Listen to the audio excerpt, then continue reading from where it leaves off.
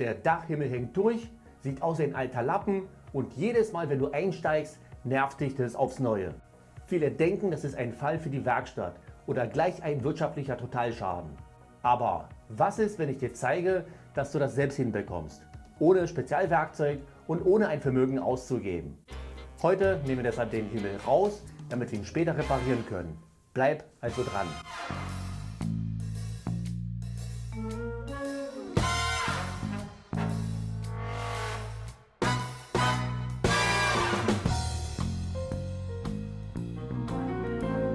Hallo und herzlich willkommen auf meinem Kanal. Schön, dass du wieder eingeschaltet hast. Wenn du einen älteren Mercedes fährst und der Dachhimmel schon längst den Geist aufgegeben hat, dann bist du heute hier richtig. Heute kümmern wir uns um den Ausbau des Dachhimmels als Vorbereitung für eine professionelle Reparatur. Ich zeige dir deshalb detailliert, wie du den Himmel rausbekommst, ohne Schäden und ohne unnötige Arbeit. Also, los geht's! Wir fangen ganz vorne an und beginnen mit der Entfernung der Sonnenblende. Hier sieht man schon die erste Kreuzschlitzschraube, die entfernt wird.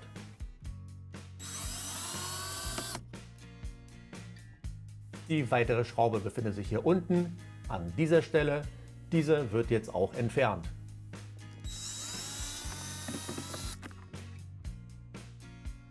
Nachdem die beiden Schrauben entfernt wurden, kann die Sonnenblende entnommen werden. Weiter geht's mit dem kleinen Halter. Hier muss eine kleine Klappe mit einem spitzen Gegenstand aufgemacht werden. Dann haben wir freien Zugang zu der Schraube. Diese wird jetzt mit einem Schraubendreher gelöst und entfernt. Und jetzt machen wir genau das gleiche auf der Beifahrerseite. Wenn das erledigt ist, dann ist der Rückspiegel dran. Hier müssen wir kurz kräftig ziehen, um den Spiegel von der Halterung zu lösen. Und so funktioniert es im Normalfall. Bei uns gab es leider Probleme, die nicht selten vorkommen. Wir haben den Spiegel mit den Schrauben abgerissen. Sowas passiert leider oft. Die Ursache ist die alte Feder, die nicht mehr beweglich ist. Es ist aber nicht schlimm, man kann nachträglich den Spiegel von der Halterung entfernen. Hier noch ganz kurz die Darstellung, wie es aussehen soll, wenn der Spiegel sich lösen lässt. Wenn es so aussieht, müssen diese Schrauben gelöst werden, damit der Halter entfernt werden kann. Und so sieht das jetzt aus. Bei der Montage müssen wir an dieser Stelle größere Schrauben einsetzen. Dann hält es wieder bombenfest. So, jetzt geht es aber weiter. Um den nächsten Arbeitsschritt zu erledigen, müssen wir erstmal die Dichtung entfernen. Das gleiche machen wir jetzt auch auf der Beifahrerseite. Und jetzt kann die Kunststoffverkleidung von der A-Säule entfernt werden. Hier sehen wir die beiden Befestigungspunkte oben und unten, wo wir gleich mit einem Demontagewerkzeug die Verkleidung lösen werden.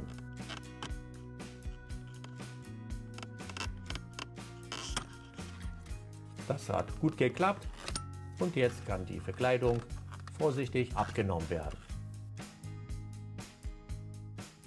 Und so sieht die nackte A-Säule aus. Hier kann man die Befestigungspunkte erkennen.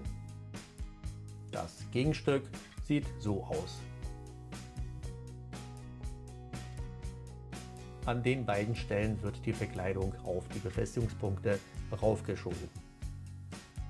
An der Beifahrerseite wurde genau das gleiche gemacht. Deshalb geht es jetzt weiter. Hier wird die Kunststoffblende abgenommen.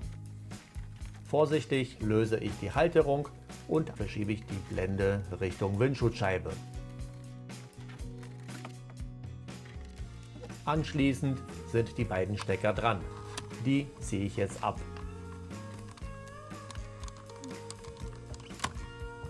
Da, wo sich der kleinere Stecker befindet, gibt es auch einen Anschluss für den Schlauch, der sich selbstständig gelöst hat. So, da kann man ihn sehen. Und bevor es weitergeht, jetzt noch ein kurzer Blick ins Auto.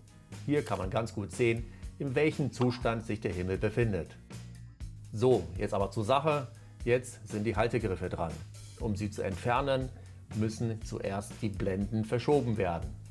Dafür benutze ich ein Demontagewerkzeug und versuche, die Kunststoffblende leicht auszuhebeln. Anschließend verschiebe ich die Blende nach vorne. Im vorderen Bereich wird selbstverständlich dasselbe gemacht. Und jetzt haben wir freien Zugang zu den Befestigungsschrauben. Das sind 6 Schrauben, Schlüsselweite 8 mm. Diese werden wir jetzt lösen. Und jetzt kann der Griff entfernt werden. Er wird einfach nur abgezogen. Und so sieht es aus. Das ist die rechte Seite, die linke sieht genauso aus. Genau die gleiche Vorgehensweise haben wir auch an den anderen Haltegriffen. Diese wurden bereits entfernt.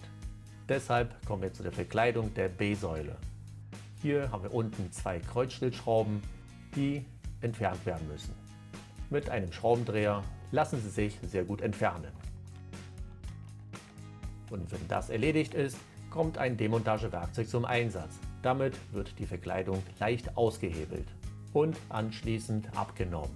Wir arbeiten ganz vorsichtig von unten nach oben. Und so sieht es jetzt aus. Die Verkleidung wurde auf beiden Seiten abgebaut. Jetzt können wir uns die Befestigungspunkte genauer anschauen. Im oberen Bereich haben wir eine Befestigungsklammer, die dafür sorgt, dass die Verkleidung an der B-Säule festgehalten wird. Und das ist das Gegenstück. Ein weiterer Befestigungspunkt befindet sich an der Gurtverstellung. Und das ist das Gegenstück. Beim Zusammenbau muss man darauf achten, dass sich die beiden Befestigungspunkte auf derselben Höhe befinden. Und jetzt ein kurzer Blick ins Auto, damit wir uns den Zwischenstand anschauen können. Wie man sieht, hat sich der Stoff von der Schale komplett abgelöst. Deshalb werden wir den Rest auch noch entfernen, damit der Stoff bei den weiteren Arbeitsschritten nicht stört oder damit er dabei nicht beschädigt wird. Übrigens, alle Werkzeuge und alle Hilfsmittel, die man für die heutige Aktion benötigt, habe ich dir unten in der Videobeschreibung verlinkt.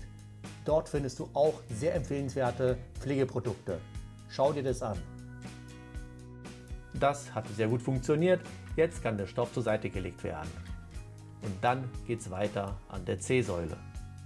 Hier wird zuerst die Dichtung entfernt und dann wird die Verkleidung vorsichtig gelöst. An dieser Stelle muss die Verkleidung nicht vollständig entfernt werden. Es reicht, wenn wir sie nur in dem oberen Bereich lösen. Und hier kann man jetzt sehen, wie sie befestigt wird. So, im nächsten Schritt ist das kleine Lämpchen dran. Dafür benutze ich beide Hände und arbeite von beiden Seiten.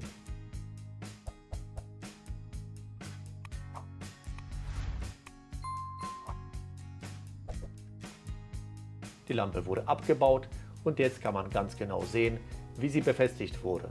Hier ist der Halter und auf der anderen Seite haben wir den Anschluss für die Stecker. So, weiter geht's. Jetzt löse ich die Dichtungen an allen Türen, damit sie beim nächsten Arbeitsschritt nicht stören.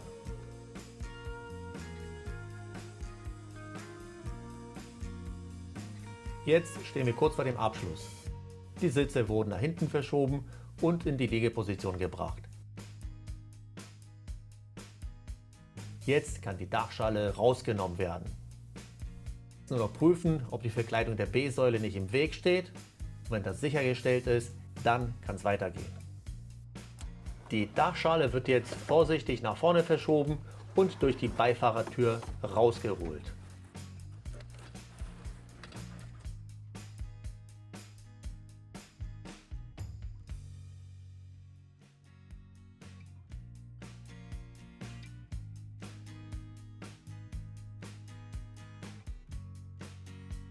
Und so sieht das Ergebnis aus. Die Dachschale steht unbeschädigt vor dem Fahrzeug.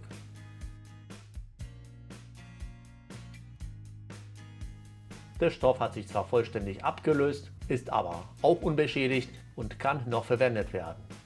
Im Fahrzeug gibt es auch zum Glück keine böse Überraschung. Hier ist alles sauber, unbeschädigt und vor allem rostfrei. Jetzt kann also die Reparatur des Himmels folgen.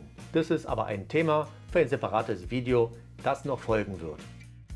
Wenn dir das Video gefallen hat, dann lass gerne ein Like da und schreib deine Meinung in die Kommentare.